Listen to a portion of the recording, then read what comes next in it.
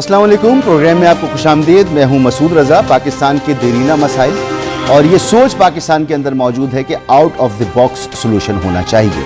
एक ऐसा सोल्यूशन होना चाहिए जिसमें मईशत, जिसमें सियासत, जिसमें गवर्नेंस, जिसमें डिलीवरेंस और जिसमें तमाम चीज़ें जो हैं वो पाकिस्तान की चल पड़ें।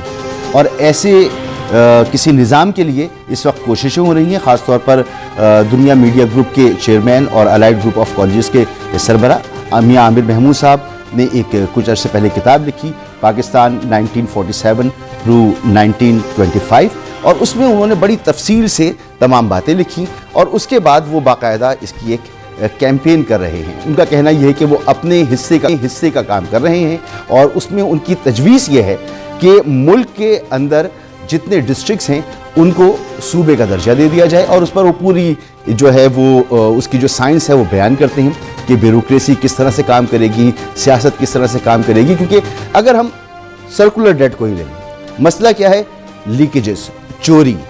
ये चोरी रोकने के लिए मुकामी सतह पर मैकेनिज़्म इतना मजबूत नहीं है। वो कैसे हो सकता है? वो मुकामी हुकूमतों से हो सकता है या छोटे सूबों से हो सकता है। ये मैंने एक मिसाल दी, ऐसी कई मिसालें दी जा सकती हैं, तालीम पर, सेहत पर, इंफ्रास्ट्रक्चर पर, सफाई सुथराई के निज़ाम पर। तो ये एक बहुत बड़ा मसला है क्योंकि हमारे सिस्टम के अंदर स्टेबिलिटी मौजूद नहीं है। तो वो लाने के लिए हमें out of the box solution चाहिए। जब फील्ड मार्शल साहब तशरीफ़ लाए कराची कुछ अर्सा पहले, ग़ालिबन 2 साल पहले, उन्होंने बिजनेस कम्युनिटी से गुफ्तगू की। उन्होंने भी इस बात की अहमियत पर जोर दिया। शहबाज शरीफ साहब भी इस बात को मानते हैं। पंजाब हुकूमत ने बल्दियाती निज़ाम को आइन में तहफ़्फ़ुज़ देने के लिए करारदाद मंजूर किया। आपने अभी ख्वाजा आसिफ साहब को सुना जो ये कहते नज़र आते हैं कि बल्दियाती निज़ाम को हम पॉलिटिकल टूल के तौर पर इस्तेमाल करते हैं। तो आज मेहमानों से ये भी बात करेंगे और वो मामला जो सियासत से जुड़े हैं जिनमें हमें बिल्कुल स्टेबिलिटी नज़र नहीं आती। बात की जाती है मुज़ाकरात की, लेकिन मुज़ाकरात नहीं होते। एक दूसरे के ऊपर करप्शन, चोर और डाकू के इल्ज़ामात लग रहे हैं और ये कब तक चलेगा? लोग फेड अप हो चुके हैं। सूबों के हवाले से आपको पता है कि MQM ये बात करती ही है जब वो कहती है कि जी सूबे होने चाहिए या बल्दियाती निज़ाम को आप मुस्तहकम करें। जब मुस्तफ़ा कमाल साहब ने आज भी इस तरह की बात की तो उसके जवाब में शर्जील इनाम मेमन साहब ने कुछ अर्से पहले की गुफ्तगू है जो कि तो पीपल्स पार्टी जो है वो उसको इस मामले पर एतराज़ है। ज़रा उनकी गुफ्तगू सुन लें फिर हम आगे बढ़ते हैं। 20 जुलाई 2023 को PFC अमल में आ चुकी है। MQM के लिए सिर्फ इतना ही कहूंगा कि MQM जिनकी पॉलिटिक्स खत्म हो चुकी है वो बराए मेहरबानी अपनी इंप्रूवमेंट करें, आपस की लड़ाइयां खत्म करके आगे आए और अपनी पॉलिटिक्स को आगे ले चले, पब्लिक की पॉलिटिक्स करें। सिर्फ इल्जाम तराशियां, पीपुल्स पार्टी पर इल्जाम, फिर वो नए चौंचले जी हम सूबा बना देंगे, हम ये कर देंगे, वो कर देंगे, सिर्फ और सिर्फ वो मैं कहूंगा कि वो अपनी मुर्दा सियासत को जो दफन हो चुकी है उसको दोबारा से वो उजागर करने के लिए काम ना करें। दूसरा मामला जनाब मुल्क में सियासी अदम इस्तेहकाम का है। तो फॉर्म 47 के हवाले से जो गुफ्तगू हो रही है वो तो होगी, लेकिन एक सूबे का वजीर आला विफाक पर इल्ज़ाम लगा रहा है और इल्ज़ाम किसी सबूत की बुनियाद पर है। वो रिपोर्ट जो IMF ने शाया की जिसमें कहा गया कि 5300 अरब रुपए की करप्शन हुई है, 5300 अरब रुपए की करप्शन हुई है। और उससे जो है वो कहते हैं कि जो इस वक्त गवर्नमेंट में उन्होंने फ्लैट खरीदे हैं, जायदादें बनाई हैं और हमें इनका पीछा करना है। आपने तमाम पाकिस्तानियों ने IMF की वो रिपोर्ट देखी होगी जिसमें वफाकी हुकूमत 5300 अरब रुपए की करप्शन कर चुकी है। ये कोई जेब से लेके नहीं आया, ये अपने घर से कोई लेके नहीं आया। मेरे पाकिस्तानियों, ये आपके टैक्स का पैसा चोरी हो रहा है। ये आपके टैक्स के पैसों से बाहर फ्लैटे, जजीरे खरीदे जा रहे हैं। इसके लिए आप लोगों ने खड़ा होना है, सवाल करना है अपने हुक्मरानों से, आपने जाने नहीं देना।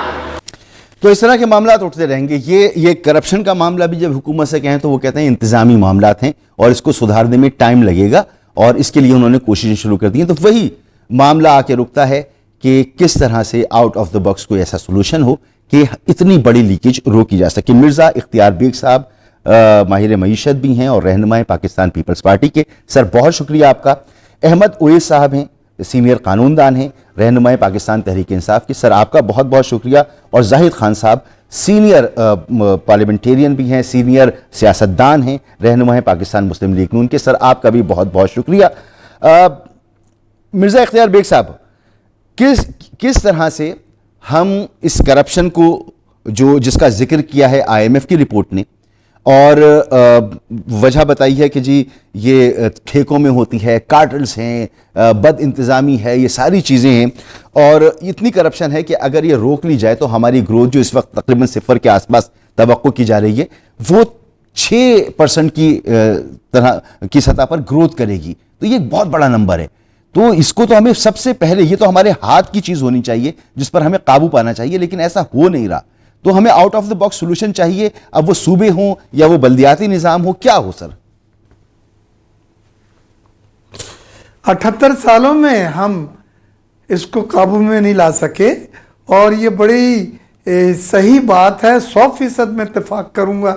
मैंने आईएमएफ की रिपोर्ट पढ़ी है और डिस्कस भी हुई है हमारी स्टैंडिंग कमेटीज में, और साथ साथ यूरोपियन यूनियन का जीएसपी प्लस का रिव्यू मिशन आया हुआ था, उसने भी federation of Pakistan chamber of commerce में ख़ास तौर से मुझसे मुलाकात की एज ए पार्लियामेंटेरियन, और उनका यही कहना था कि सर ये जो 5300 अरब रुपए हासिल करें, ये करप्शन हुई है, तो ये हासिल किए गए ना और कौमी ख़जाने में फिर जमा कराए गए, और ये कितना फीसद हिस्सा है, वो बहुत ही मामूली फीसद हिस्सा है। यही दोनों ने अपनी रिपोर्ट में मसूद साहब, आईएमएफ ने भी यही कहा है कि जी करप्शन और बैड गवर्नेंस हमारा जो माथे का क्लंक है, हमारे नासूर है जो बढ़ता जा रहा है, और उस पर हम काबू नहीं पा सकते सिवाय बातों करने से। और यही European union GSP plus review mission आया है, उसने भी यही करप्शन की बात की है, और उसने भी बैड गवर्नेंस की बात की है। जीएसपी प्लस हमारा खतरे में तो नहीं है? आपको इसमें आप कोई शक नहीं होना चाहिए जी। जीएसपी प्लस हमारा खतरे में तो नहीं है इस करप्शन की वजह से?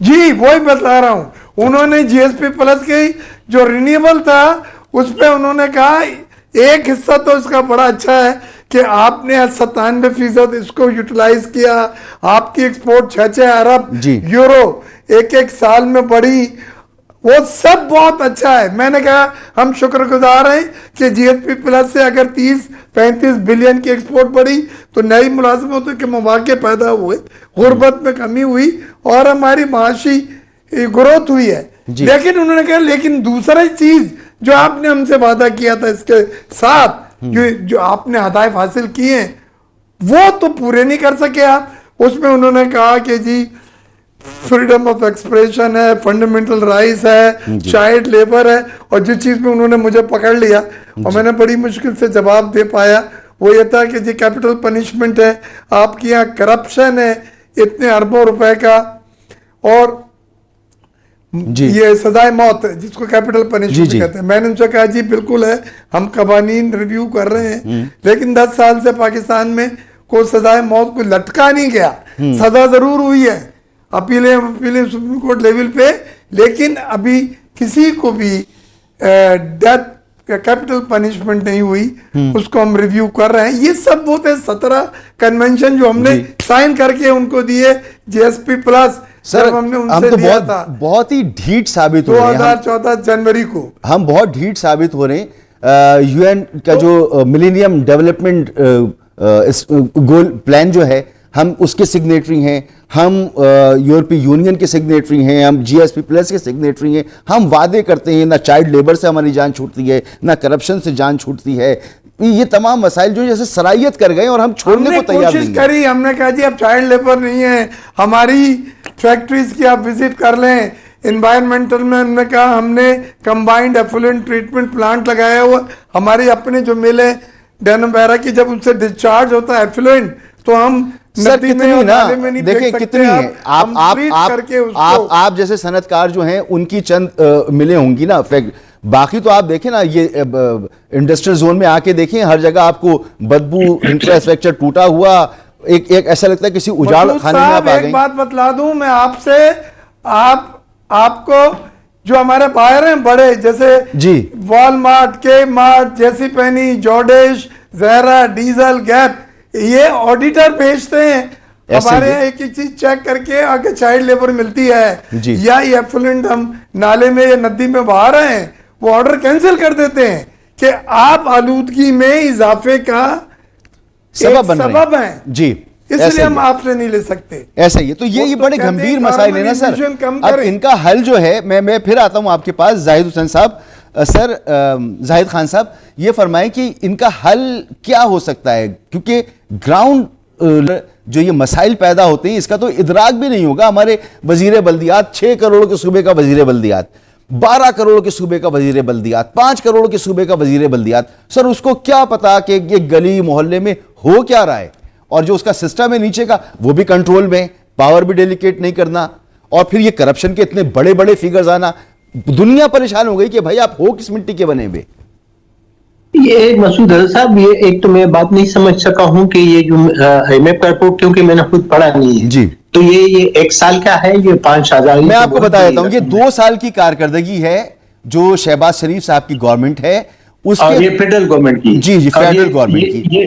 ये जो जितना पैसा ये चोरी हुआ, ये फेडरल गवर्नमेंट में हुआ है जी, ये तो उन्होंने बताया कि पाकिस्तान में ये करप्शन हुई है और मिर्जा साहब मैं ठीक कह रहा हूं, आप जरा तस्दीक कीजिएगा, ये मैं ठीक कह रहा हूं कि ये जी GSP प्लस 2-2 साल का रिव्यू होता है जी, GSP प्लस हर 2 साल का एक रिव्यू होता है।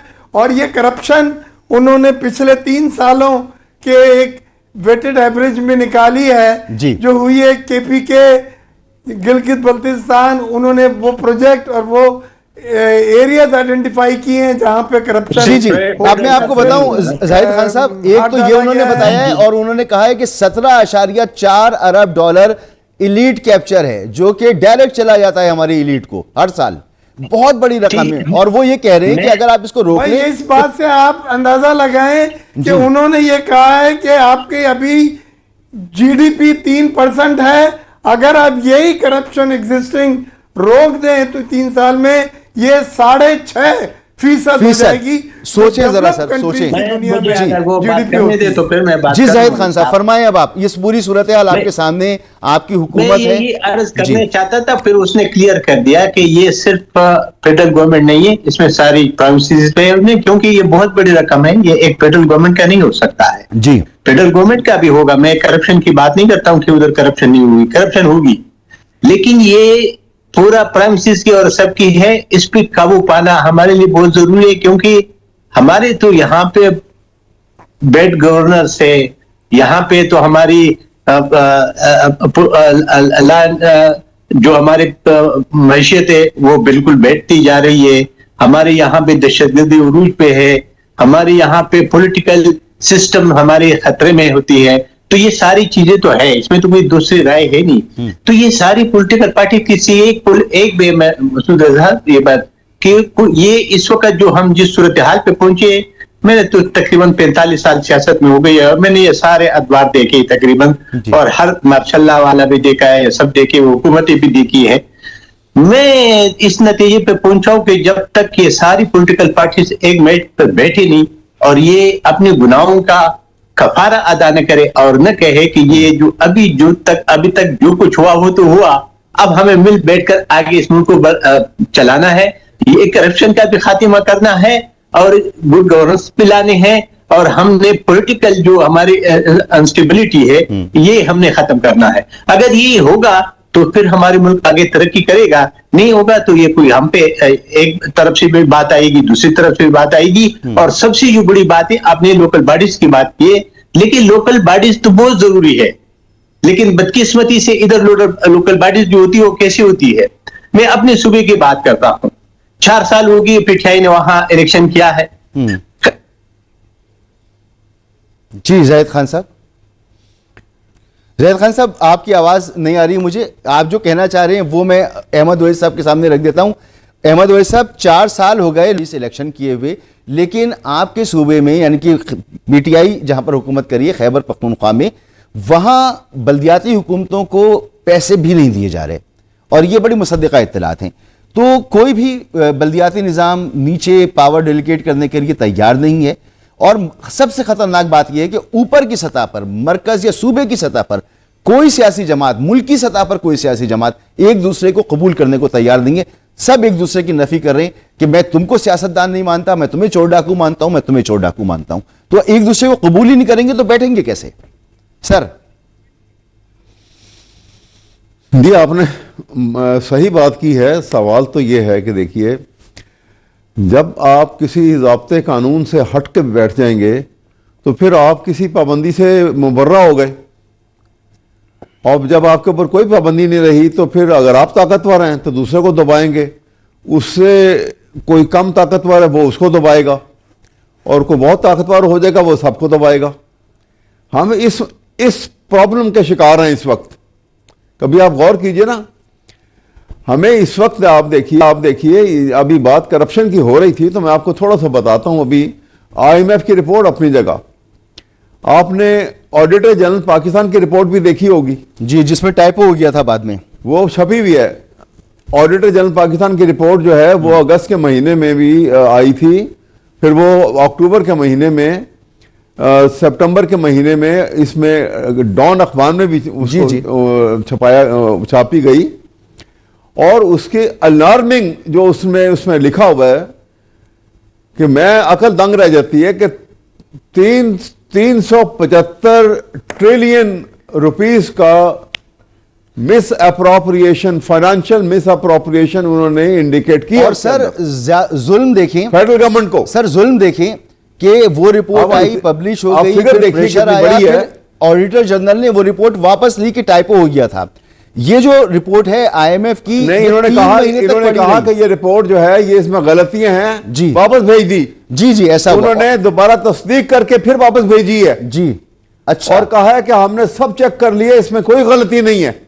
हाँ अच्छा, और कानून का आइन के मुताबिक वो रिपोर्ट जो है वो पार्लियामेंट में डिबेट के लिए आनी चाहिए। ठीक सर, दबा गई है। ये तो मसला है ना जिसका हमने जिक्र कर दिया, मैंने भी किया, मिर्जा इख्तियार बेग साहब ने भी किया, जाहिद खान साहब ने भी किया, आपने भी किया। अब जरा सोल्यूशन पे आए ना सर, क्योंकि ये मसला सिर्फ नवाज शरीफ की हुकूमत के लिए नहीं है सर। मैं आपको बताता हूं, देखिए आपने कहा कि बगैर ज़ाब्ते के आके बैठ जाएंगे तो हर पाबंदी से मुबर्रा होंगे। सर यही इल्जाम, और ये हकीकत में तहरीक इंसाफ जो 2018 में हकीकत है। देखिए बात सुनिए, मैंने आप सुनिए जी, मैंने बहुत अर्स पहले, ये जब से ये मामला चल रहे हैं, कोई साल 1.5 साल पहले, मैंने बड़ा जोर देके कहा था कि सारी चीजें भुलाकर, अगर अभी उस वक्त आइन अपनी असली हालत में मौजूद था जी, मैंने ये सजेशन दी थी कि एक राउंड टेबल कॉन्फ्रेंस सारी पॉलिटिकल पार्टीज को बुलाया जाए, उसके अंदर सब पॉलिटिकल लीडर्स को बुलाया जाए उसके अंदर, और आप बैठ के आइन को बुनियाद बनाकर वहां पे बातचीत करें, और वक्त में चाहे वो 1 हफ्ता वो कॉन्फ्रेंस चले, 10 दिन चले, 15 दिन चले जी, हर एक को ये हक हासिल हो कि जितनी देर चाहे वो बोले, और उसकी सारी जो रिकॉर्डिंग से आप उसका जस्ट निकालेंगे कि ये हमने फैसले किए, और फैसले क्या होंगे कि आप आइन को मुकद्दस डॉक्यूमेंट समझ के और सब अहद करेंगे वहां पर, सब पॉलिटिकल पार्टीज और सब पॉलिटिकल लीडर्स, कि हम पाबंदी करेंगे इसकी। सर बहुत एहतराम के साथ आई डिसएग्री। एक बात सुनिए, एक बात ये और दूसरी बात ये कि सरकारी खजाने में से एक दहले की भी मिस अप्रोप्रिएशन को बर्दाश्त नहीं किया जाएगा। 0 टॉलरेंस होगी उसके ऊपर। देखिए मुल्क के हालात ठीक होते हैं क्या नहीं होते? सर मेरे ख्याल में अभी करप्शन हो, मसला ये है कि करप्शन को रोकना हो या कानून को माइनस कर दिया ना, तो फिर सिस्टमैटिक होता है, हो गया सारा खराब। सर करप्शन भी हमारे यहाँ सिस्टमैटिक है, हमारे सिस्टम के अंदर है, तो हमें सिस्टम को ठीक करना है। ये तो मिसाक़े जमहूरियत भी हो गया ना, उसमें भी ये सारी चीजें आ गई कि कोई जो है वो नहीं है। देखिए सर ये बातें हुई ना, वो तो गलत राउंड टेबल पर भी बैठ गए, कभी उसमें पढ़े ना, उसमें सर आइन में भी सब कुछ लिखा हुआ है, कवानीन इतने बने हुए कि दुनिया के बहुत से ममालिक के बगैर आइन के चल रही है, लेकिन हमारे यहाँ तो बहुत बड़ा आइन भी है, कवानीन भी ला तादाद है। तो मिर्जा इख्तियार नहीं, आइन नहीं है हमारे यहाँ सर, हमारे यहाँ आइन का होलिया आप देखिए, आप जो 26वीं 27वीं सर आप कागज कुछ भी लिखते रहें, कागज पे कुछ भी लिखते रहें, अगर ग्राउंड पर आइन कहाँ रह गया बाकी, अदलिया कहाँ रह गई बाकी, रूल ऑफ लॉ कहाँ रह गया बाकी?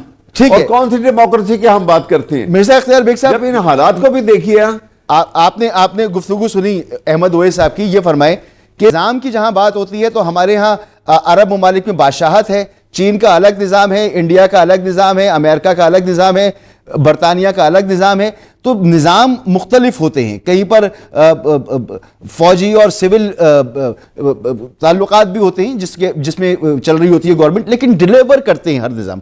जो निज़ाम डिलीवर करता है वो चलता है। हमारे यहाँ कानून है, आइन है, सियासी जमातें हैं, पार्लियामेंट है, सब कुछ है। डिलीवर कोई नहीं कर रहा, उस सिस्टम पे आने को कोई तैयार नहीं है, क्योंकि एक दूसरे को हम कबूल नहीं कर रहे। एक ब्रेक का कहा जा रहा है, सर ब्रेक के बाद आप मुझे जवाब दीजिएगा। जब हम एक दूसरे को कबूल ही नहीं करेंगे तो बैठेंगे कैसे और बात कैसे करेंगे?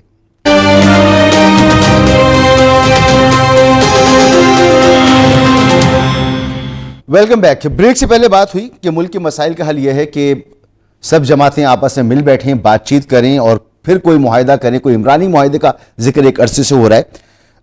मैं अब इस सतह पर आकर से डिसएग्री करता हूं अपने मौजूद मेहमानों के साथ बड़ी इज्जत और एहतराम के साथ, क्योंकि मुआहिदे बहुत हो चुके हैं। मिसाक जमहूरियत की धज्जियां नून लीग ने भी उड़ाई, पीपल्स पार्टी ने भी उड़ाई, इमरान खान साहब ने भी उड़ाई, तीनों इसके सिग्नेटरी थे। आइन भी मौजूद है, कवानीन भी मौजूद हैं, लेकिन सिस्टम नहीं है। सिस्टम पर कोई काम नहीं करता। फिर मुज़ाकरात की जो बात की जाती है, मैं 100% दावे से कह सकता हूं कि लॉलीपॉप से ज्यादा नहीं है, और मैं अपने मेहमानों से इस पर बात करूंगा। अता तारड़ साहब ने भी गुफ्तगू की कि मिसाक़े मईशत और मुज़ाकरात का कई मरतबा कहा गया, मगर मुज़ाकरात नहीं होते। जी, कश्मीर पे सेशन बुलाया गया, इनका वजीर आजम इमरान खान नहीं आया, हमारा लीडर ऑफ ऑपोजिशन और आप जनाब स्पीकर वहां उस इजलास में कश्मीर के लिए मौजूद थे। मियां मोहम्मद शहबाज शरीफ ने इसी कुर्सी पर खड़े होकर कहा था कि मैं मिसाके मईशत करने को तैयार हूं, आओ हमारे से बात करो। आपने यहां से कई बार मुज़ाकरात की कॉल दी, कमेटी बनी, मरहूम इरफान सिद्दीकी साहब उसके मेंबर थे, इन्होंने उस अमल को साबोटाज किया। इसलिए मैं कहता हूं कि यादें माजी अजाब है यार, अब छीन ले मुझसे हाफजा मेरा। इनकी जो सिलेक्टिव मेमोरी है, मेरा सब ठीक है, तुम्हारा सब बुरा है, ये इस मुल्क में नहीं चलेगा जनाब स्पीकर। हाफजे सबके छीने में, जब इख्तिदार में हम आते हैं तो हाफजे छिन जाते हैं। अब एक तरफ ये मुज़ाकरात की बात हो रही है हुकूमत, दूसरी तरफ इस वक्त भी खैबर पख्तूनख्वा का वजीर आला अपनी पार्टी के साथ अडियाला जेल के बाहर बैठा हुआ है, एक मुलाकात चाहता है अपने कायद के साथ, और अभी इत्तला आई है कि वहां पर गैस लीक हो गई है और इंतजामिया ने कहा है कि यहां से आप लोग हट जाएं, लेकिन ये लोग बैठे में। तो जब मुज़ाकरात होते हैं तो उससे पहले माहौल बनाना पड़ता है। मिर्जा इख्तियार बेग साहब, ना तो हुकूमतें और सियासी जमातें मुज़ाकरात में संजीदा हैं, उनकी कोई इसमें संजीदगी है, ये सिर्फ एक लॉलीपॉप है, और ना ही ये जो सिस्टम है ना करप्शन का, इसको चेंज करने के लिए आप लोग या सियासी जमातें और हुकूमतें तैयार हैं। मैं सूबाई भी बात कर रहा हूं, मरकज की भी बात कर रहा हूं। देखिए, मैं आपसे थोड़ा सा इख्तलाफ करूंगा, क्योंकि मैंने अपनी आंखों से देखा है निहायत संजीदगी के साथ। पहले स्पीकर कौमी असम्बली ने पीटीआई के तमाम बैरिस्टर गौहर, उस वक्त उमर अयूब भी थे, उनको कहा कि खुदारा आए बैठें, और इस ऐवान का जो एक भरम, एक ऐवान का जो वजन है, उसको इस्तेमाल करते हुए हम मसाइल को किसी हद तक हल कराते हैं। लेकिन वो हर रोज खड़े होकर नारे लगाते हैं, एहतजाज करते हैं, डाइस पे, स्टेज पे आके, और कैदी 808 का जो जिक्र होता है, और वो कोशिश उनकी पूरी होती है कि वो ना चले। कभी कोरम पे, कभी किसी चीज पे वो रोकने की कोशिश करते हैं। नियत नहीं है।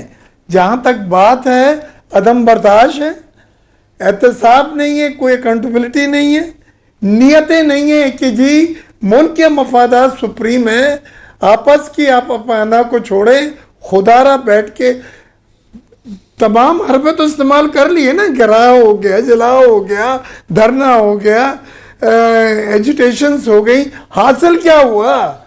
और सर, अगर हासिल हो चुका होता तो हम भी वही करने लग जाते। आपने इख्तिलाफ किया, हासिल कुछ नहीं हुआ। मैं अर्ज करना चाहता हूं आपसे, एक चीज बच गई है आपके पास, आपकी खिदमत में अर्ज करना चाहता हूं कि धरना आप हो गया, बैठ के टेबल पे डायलॉग कर लो, धरना हो गया, एहतजाज हो गया, सब कुछ हो गया, गिरफ्तारियां हो गई, मारपीट हो गई, सब कुछ हो गया, जेलें हो गई।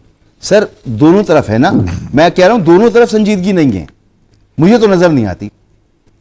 आप एक तरफ बात करते हैं और एक तरफ एक आप मसूद एक बात का जवाब दें जी। अगर आप कहते हैं दोनों तरफ नहीं है, तो चोर को चोर के घर तक तो पहुंचा दें। पीटीआई वाले, ये शहबाज शरीफ साहब ने फ्लोर पे आके बोला है, आए जी बैठते हैं, मूव फॉरवर्ड।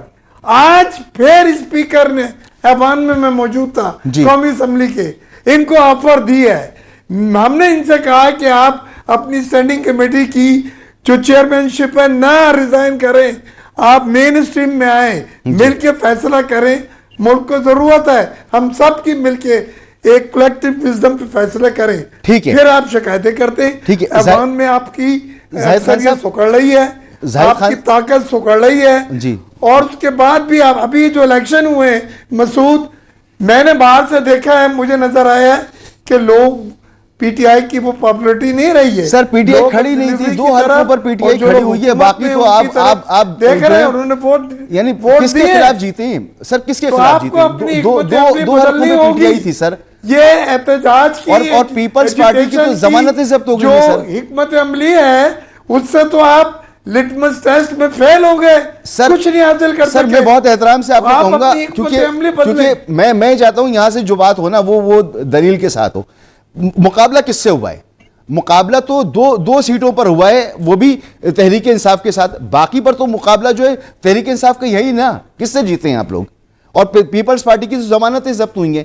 तो ये तो सर खैर एक रनिंग प्रोसेस है। असल मसला ये देखें, पीपल्स पार्टी ने क्या ही नहीं खड़ा करा था, हमने एक जगह खड़ा करा था और वहां हम जीते हैं। और वहां जो हमने एक इंतजाम था कि भाई रनर अप को टिकट दिया जाएगा, वो उस हिसाब से टिकट दिए गए। हमारा हिस्से में एक टिकट आया था। अभी अहमद ओवैस साहब की जब बात आएगी तो वो बता देंगे, क्योंकि जाहिर सी बात है आज तो मैं वो सारी तैयारी करके नहीं बैठा, कल सारे डॉक्यूमेंट्स मेरे पास थे प्रोग्राम में। बहरहाल जाहिद खान साहब, जैसे मिर्जा इख्तियार बेग साहब कह रहे हैं कि बड़ी संजीदगी से बात हुई है। आपने एक जमाना देखा है, आपके 45 साल से आप सियासत कर रहे हैं।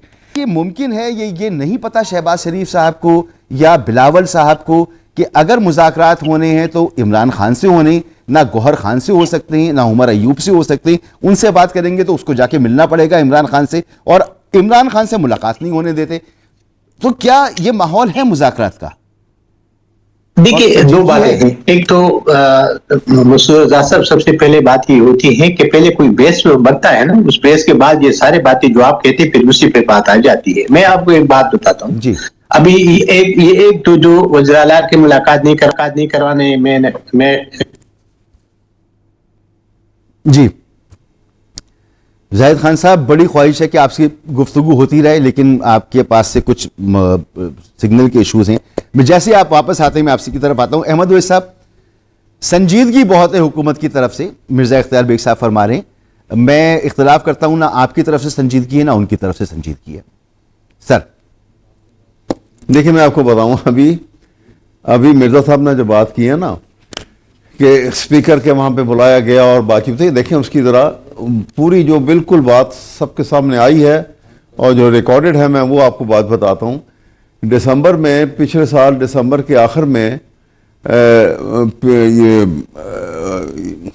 24 की नहीं बात का, ये 23 के दिसंबर के आखिर में बातचीत हुई और उसके बाद फैसला हुआ कि दूसरी मीटिंग जो है वो स्पीकर के ऑफिस में दोबारा, पहले भी स्पीकर के चैम्बर में हुई थी जी, और वो उनकी पूरी टीम गई। पहले तो ये बात हुआ कि इमरान खान ने ये यूनिलैटरली कह दिया कि हम बातचीत करने के लिए तैयार हैं और ये हमने टीम बना दी। वो मैं चाहूंगा जरा वो बात कर ले, फिर आपकी तरफ आ जाऊं मैं दोबारा।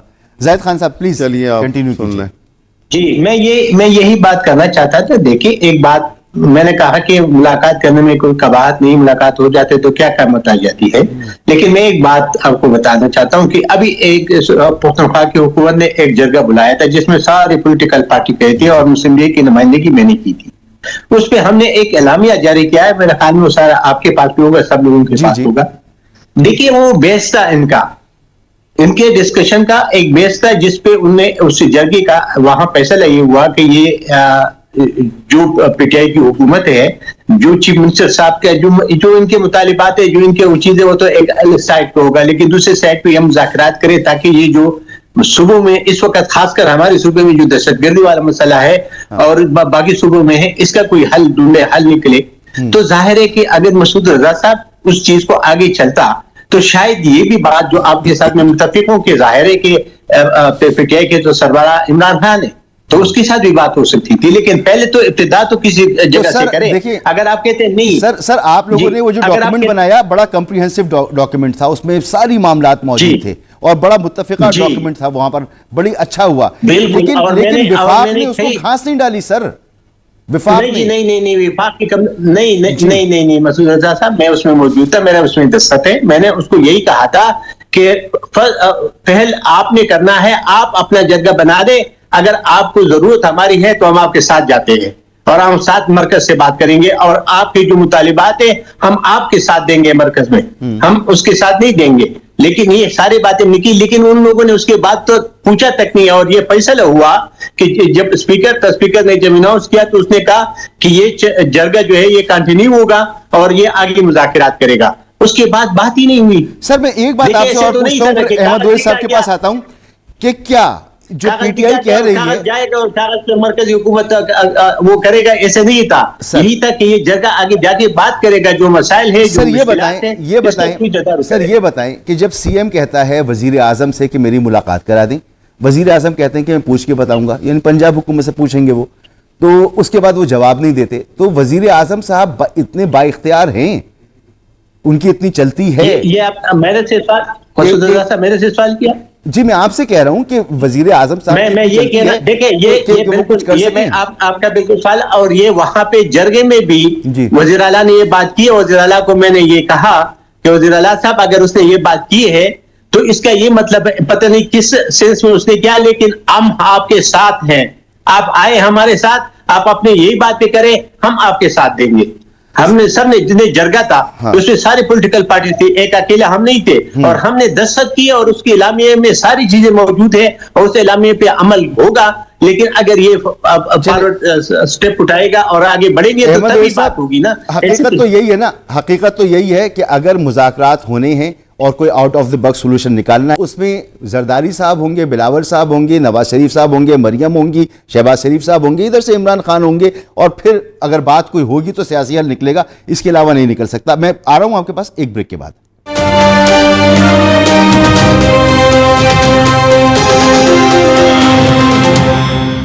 देखिए हम हर चीज़ में वेस्ट को कहते हैं कि बड़ी आइडियल सिचुएशन है, वहाँ पर मसाइल वहाँ पर भी, लेकिन डिलीवरेंस है, गवर्नेंस है, करप्शन का वो मेयार नहीं है जो थर्ड वर्ल्ड कंट्री हमारे यहाँ है, बांग्लादेश में है, भारत में और साउथ एशिया में ख़ास तौर पर। तो उस निज़ाम को एडॉप्ट करने की ज़रूरत है, और वो निज़ाम क्या है कि वहाँ पर छोटे छोटे शहर हैं, मिलियन की आबादी, 1.5 मिलियन की आबादी। हमारे यहाँ भी कुछ इसी तरह से इंतजामी यूनिट्स होने चाहिए। बहुत शुक्रिया मिर्ज़ा इख्तियार बेग साहब, अहमद वैद साहब, जाहिद खान साहब। मुझे दीजिए इजाज़त, पीर तक, अल्लाह हाफ़िज़।